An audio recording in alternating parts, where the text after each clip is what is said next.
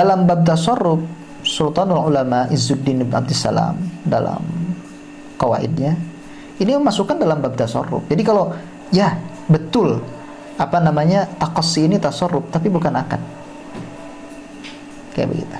Di tasarruf ini lebih luas dibanding akad, karena akad itu ikatan. Kalau tasarruf ini pekerjaan, ikatan satu dengan yang lainnya, biasanya dengan ijab dan qabul, kayak begitu. Maka di situ terjadilah athar hukum, kayak begitu. Pindah kepemilikan kalau dalam jual beli dan seterusnya, atau hilangnya kepemilikan atau dan seterusnya lah.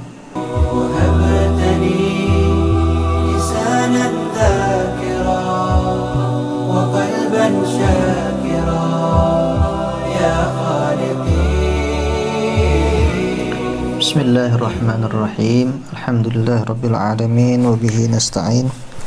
Wassalatu wassalamu ala asyrafil mursalin nabiyyina Muhammadin wa ala alihi at-tahirin at-tayyibin wa ala ashabihi al-ghurril mayamin wa man tabi'ahum bi ihsanin ila yaumiddin. Subhanaka la ilma lana illa ma 'allamtana innaka antal alimul hakim. Rabbi shrah li sadri wa yassir li amri wahlul 'uqdatam min lisani yafqahu qawli. Rabbi yassir wa la tu'assir wa bitammim li bil khair. Faslun fi hajris safihi wal muflis ay wa ghairihima. Fasal ini menjelaskan hajarnya safih dan muflis, juga selain dari kedua orang tersebut. Nah, fasal ini mempunyai bahasan yang sangat panjang, tapi untuk mustawa takrib dalam pasal ini tidak terlalu perlu untuk didalami, karena dalam mustawa mubtadi masalah hajar ini yang penting kita mengerti, tahu ketika di kitab fikih dikatakan masalan an yakuna mutlaq tasarruf. Jadi harus mutlak tasarrufnya, harus bebas tasarrufnya, tidak dibatasi. Nah, mutlaq tasarruf ini maksudnya ya bukan mahjur alaih. Nah, makanya kita harus mengetahui apa itu mahjur alaih. Dan biasanya ada lagi di kitab fikih itu ada mutlaq tasarruf, juga ada ahli tabarru'. Nah, ahli tabarru' ini biasanya dia lebih khusus dibanding mutlaq tasarruf. Jadi setiap ahli tabarru' itu pasti mutlaq tasarruf. Tidak setiap mutlaq tasarruf itu ahli tabarru'. Kenapa seperti itu? Ada mutlaq tasarruf bukan ahli tabarru'. Seperti al-wali fi mali mauliyihi, wali harta misalkan anak yatim, mengurus anak yatim,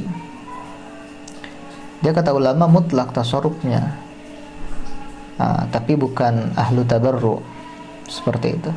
Sehingga dalam beberapa masalah boleh menjualnya ligibtotin masalah atau lidaf'i dororin, tapi dia tidak boleh mewakafkan, karena dalam wakaf ini bukan hanya mutlaq tasarruf, tapi disyaratkan harus ahlu tabarru.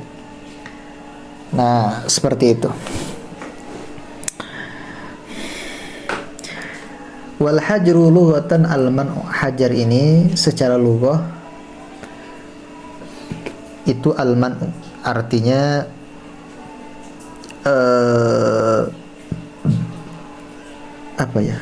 mencegah. Nah, makanya akal itu disebut hijr, karena akal itu mencegah pemiliknya dari berbuat yang tidak layak atau yang membahayakan, menjaga pemiliknya dari penipuan dan seterusnya, bahaya baik zahir dan batin, maka disebut hijr. Bahkan akal juga disebut nuhyah, arbabun nuha, karena melarang, ya mencegah sama pemiliknya dari berbuat yang tidak layak atau berbuat sesuatu yang akan memudaratkannya. Wa syar'an, menurut syara', menurut fikih, man utasarruf bil mali, itu pencegahan mengalokasikan harta, mentasarrufkan harta. Kalau orang Sunda bilang molahkan harta, menggolangkan harta, menggolangkan dana. Tasarruf ini lebih apa ya? Lebih luas dibanding akad. Tasarruf ini lebih luas dibanding akad. Jadi setiap akad biasanya disebut tasarruf. Antum kalau buka kitab Nadhariyatul Aqd, itu dijelaskan seperti itu biasanya. Nah, tapi tidak setiap tasarruf akad. Ini ada cerita menarik ya. Masih ada kaitannya sedikit dengan hal ini, dengan masalah tasarruf ini. Jadi ada orang yang menanyakan ini ya, jadi ada orang yang menanyakan masalah tentang menggugurkan utang dengan utang. Misalkan saya punya utang dengan Balia, misalkan 50.000, dan Balia juga pernah punya utang ke saya 50.000, akhirnya saling digugurkan. Ada seseorang nanya ke salah satu kiai di Bogor, dan ini banyak aneh ya. Itu ngejawabnya, kalau seperti itu menggugurkan utang karena utang itu haram katanya. Nah, ini termasuk bai'uddain biddain. Nah, termasuk apa? Bai'uddain biddain. Jadi haram. Padahal gak ada kaitannya sama sekali dengan bai'uddain biddain. Dari apa ya? Dari pembagian bai'uddain biddain kata ulama yang 4 atau 5 itu gak ada kaitannya sama sekali, atau 2 secara ijmal ya. Nggak ada kaitannya sama sekali. Tapi kenapa dikatakan? Ya seperti itulah. Tidak cukup kita belajar nahwu shorof, walaupun kata orang matang-matang alfiyahnya, tetap ya fikih itu harus belajar kayak begitu. Nah, dari sini ada yang menanyakan, ada yang nanya, terus ini akadnya apa? Ini akadnya apa? Ini ibro apa, masuk akad apa? Seperti itu. Nah, kalau dalam fikih kan ini biasanya disebut at-taqasi. Ya, at-taqasi. Saling gugurkan utang dengan utang lagi, itu at-taqasi, dan itu boleh. Seperti dijelaskan dalam Fathul Muin dan kitab-kitab lain lah. Khususnya Fathul Muin, ada di Fathul Muin. Nah, pengguguran ini, utang dengan utang ini memang kalau dimasukkan ke akad-akad al-uqud al-mawruthah yang ada, ini apa ya, susah mencari kemana masuknya kayak gitu. Nah, apa ini al-ibro fi muqabalil ibro, al-ibro bil ibro, apa gimana gitu, adanya susah. Nah, dalam bab tasarruf, Sultanul Ulama Izzuddin ibn Abdissalam dalam qawaidnya ini memasukkan dalam bab tasarruf. Jadi kalau ya betul apa namanya taqassi ini tasarruf tapi bukan akad, kayak begitu. Di tasarruf ini lebih luas dibanding akad, karena akad itu ikatan. Kalau tasarruf ini pekerjaan, ikatan satu dengan yang lainnya, biasanya dengan ijab dan qabul, kayak begitu. Maka di situ terjadilah athar hukum kayak begitu. Pindah kepemilikan kalau dalam jual beli dan seterusnya, atau hilangnya kepemilikan, atau dan seterusnya lah. Nah, bi khilafi tasarrufi fi ghairihi katalaki fayanfudu minas safih. Dikatakan di sini beda lagi kalau tasarrufnya ya, apa? Ini tasarruf tadi kan umum ya, dalam bukan urusan harta. Nah, tapi Tapi fi ghairihi, seperti tolak itu tolak tasarruf, pekerjaan yang punya efek kayak gitu, yang punya efek hukum fikih kayak gitu, yang ada konsekuensinya gitu, pekerjaan yang ada konsekuensinya, yang dibahas secara khusus ya di fikih gitu. Nah itu fayanfudu, jadi tolaknya walaupun dari orang Syafi'i, kayak begitu, walaupun dari orang Syafi'i. Nanti Syafi'i di tafsirkan. Wa ja'ala al-musannifu al-hajra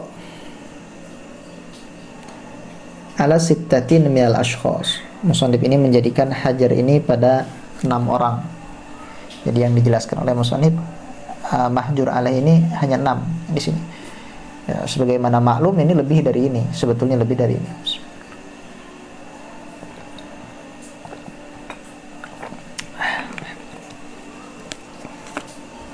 Pertama sobi, ya, anak kecil, baik laki-laki ataupun perempuan.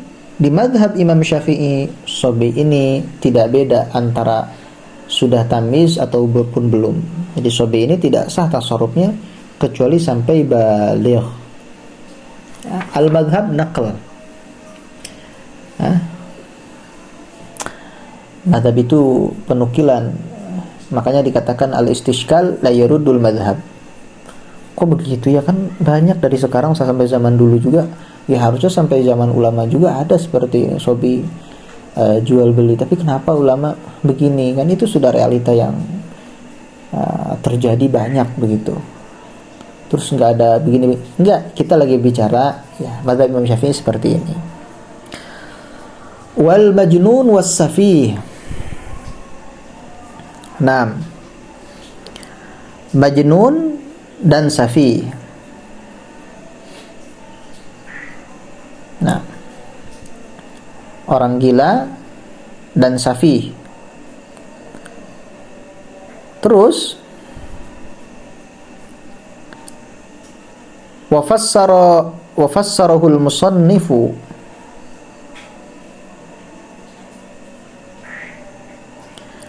musannif mentafsirkan pada safi ini dengan al-mubadzir limalih.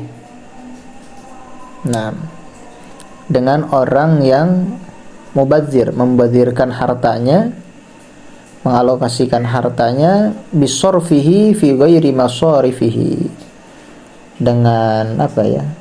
Dia mengalokasikan atau menggunakan hartanya fi ghairi masarifihi, di bukan yang seharusnya. Apa ghairi masarifi itu? Ghairi masarifi itu kullu ma la ya'udu naf'uhu ilaihi la ajilan wala ajilan. Tidak ada manfaatnya bagi dia di dunia dan di akhirat, seperti dipakai sawer kayak begitu, menyawer, biduan-biduan, penyanyi-penyanyi, dipakai minum khamr, dipakai zina, ya, dipakai haram.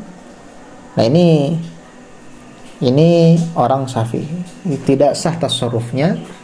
Cuman beda dengan majnun. Beda dengan, kalau majnun, orang majnun, dia gila, dia sudah mahjur alaih langsung, otomatis.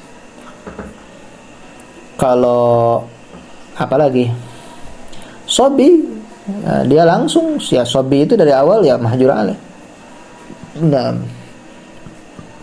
sedangkan safi atau orang yang mubadzir ini itu tidak menjadi mahjur alaih kecuali diketuk atau diputuskan oleh hakim. Nah, baru dia jadi mahjur alaih. Kalau tidak seperti itu ya tidak jadi mahjur alaih. Kalau di kita ya nggak bakalan ada, karena memang ini tidak dijalankan seperti itu. Karena dalam Islam itu tidak boleh seperti itu.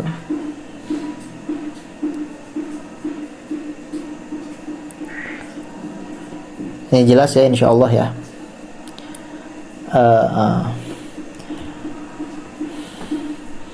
Kalau sobi dan majnun itu langsung tanpa butuh ke hakim, la yahtaju ila hakim. Nah, la yahtaju ila hukmi hakimin.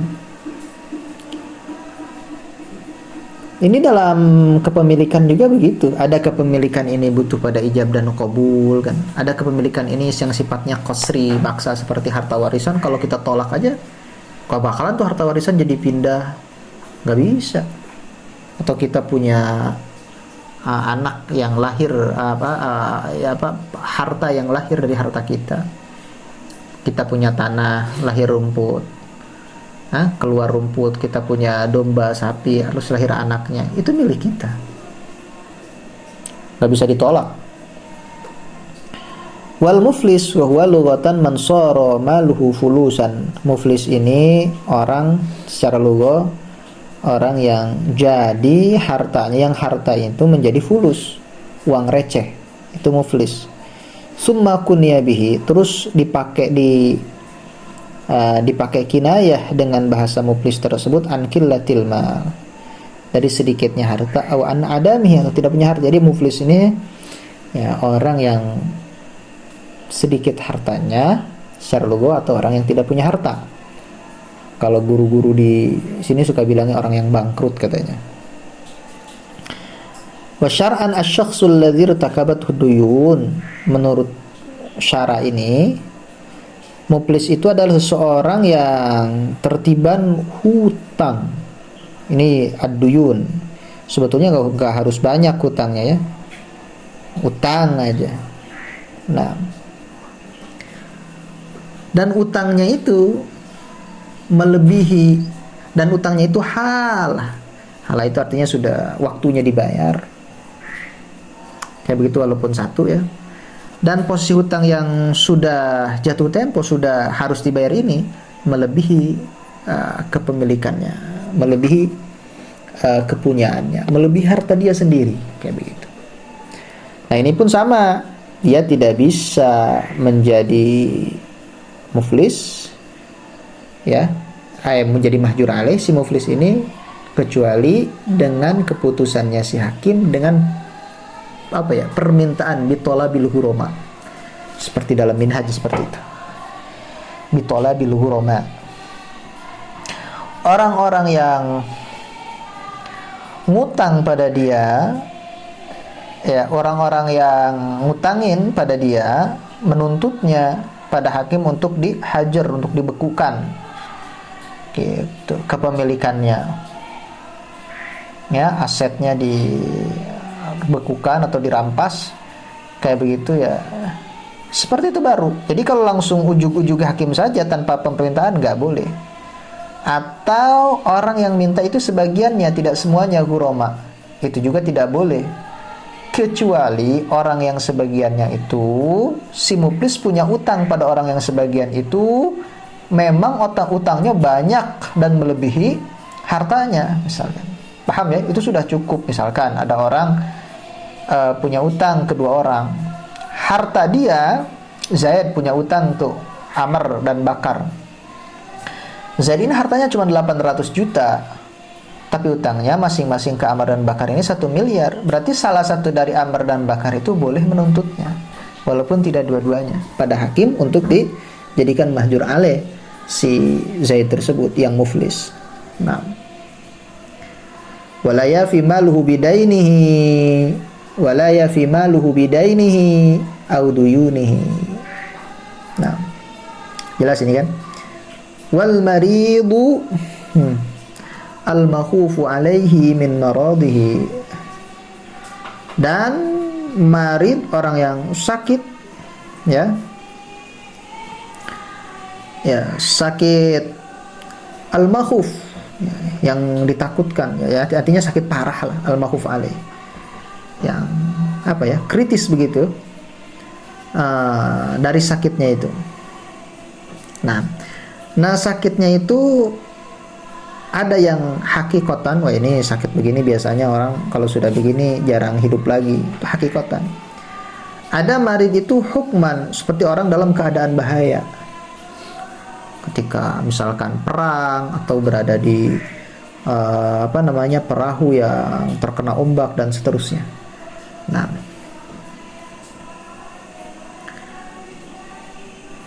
Nah, wal hajru alaihi fi ma zada ala sulus.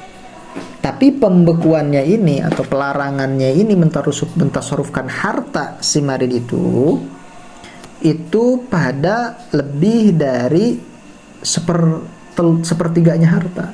Jadi kalau kurang dari sepertiga itu sudah sah. Baik ridho, nggak ridho ahli waris, misalnya jelas itu sah. Misalkan Zaid nih lagi sakit, harta dia semuanya itu misalkan mencapai 120 juta atau 1.200.000.000, 1M,2. Jadi kalau dia menggunakan hartanya kurang dari, kalau dari 1M ya, dari 400 juta itu sah walaupun ahli warisnya gak ridho. Tapi kalau lebih dari 400 juta maka yang lebihnya itu yang yahtaju ila ijazatil warasah. Adapun yang sepertiganya sudah jadi itu. Nah, bima zada ala sulus wa huwa sulusat tarikah. Itu 2/3 tarikah li ajli haqqil warasah. Kenapa? Memang Nabi sudah mengatakan ya jangan disedekahkan semua, jangan diwasiatkan ke yang lain semua, ada hak ahli waris juga.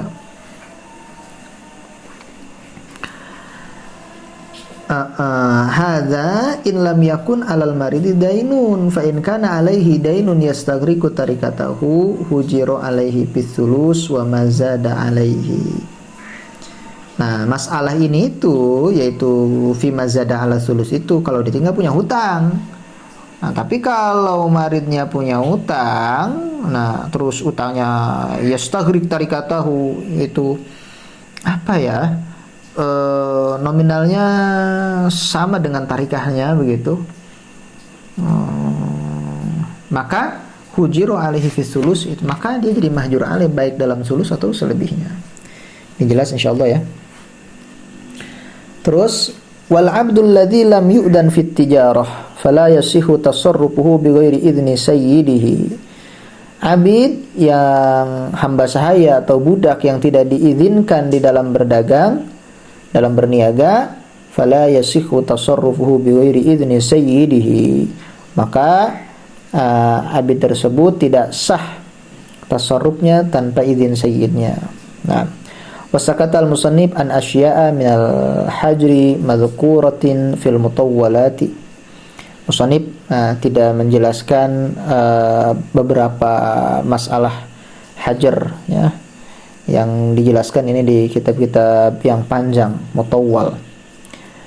Pertama, minha al-hajru alal murtad li haqqil muslimin. Dalam agama Islam ini orang yang keluar dari agama Islam. Agama Islam ini tidak memaksa orang masuk Islam. La ikraha fid din, la ikraha fi dukhulid din. Tapi kalau sudah masuk itu nggak ada paksaan, yang ada kewajiban yang harus dijalankan kayak begitu.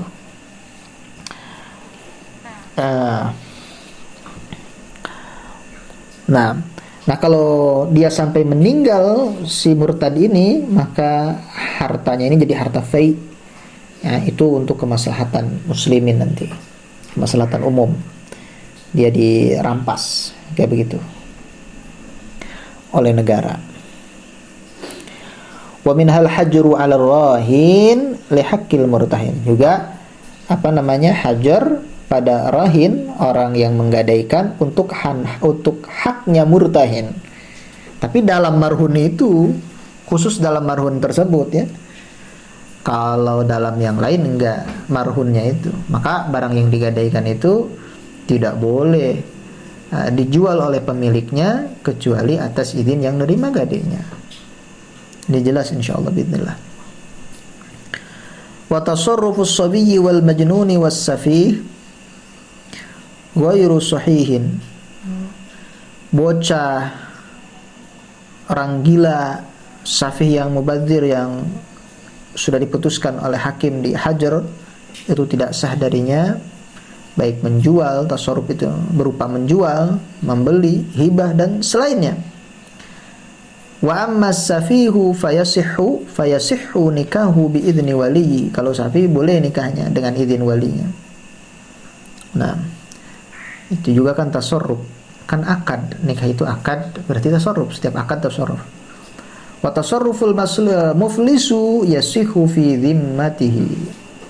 Nah, tasarruf muflis ini kalau dalam zimmahnya, ya, tasarrufnya itu di dalam apa ya? Zimmahnya, di dalam dirinya. Jadi di diri seorang itu ada zimmah, ada tanggungan. Apalagi kalau sudah baligh, ya. Ada beberapa martabat. Ya, kalau apa namanya? Saya sudah jelaskan ini sebetulnya masalah zimmah ini di dalam channel Telegram Ngaji Fikih Bareng. Ini panjang penjelasannya. Jadi fi dhimmatihi, dalam tanggungannya dia, ya, bukan di dalam zat harta dia punya apa. Enggak seperti itu. Jadi bebas dia tasarruf asalkan dengan mentasarrufkan harta yang ada. Kenapa harta yang ada tidak bertasarrufkan harta dia? Karena harta ini sudah terikat dengan apa? Dengan gurama, dengan orang-orang yang pernah mengutangi dia yang belum dibayar. Kayak begitu. Adapun dia sendiri kalau tasarruf di zimmahnya, ya terserah kayak begitu. Kalau ada orang lain ada yang percaya misalkan, dia terserah. Nah, jadi antara contohnya di sini dikatakan falau ba'a salaman ta'aman aw ghairahu. Nah, awishtara kullan minhuma bisamanin fi dhimmatihi sahha. Si muflis ini boleh menjual salam, misalkan ada orang, ini contoh saja ini, salaman to'aman agak susah memang. To'am itu kan biasanya dimasak. Kalau salam ini madzhab Imam Syafi'i nggak boleh yang kena api kayak begitu ya.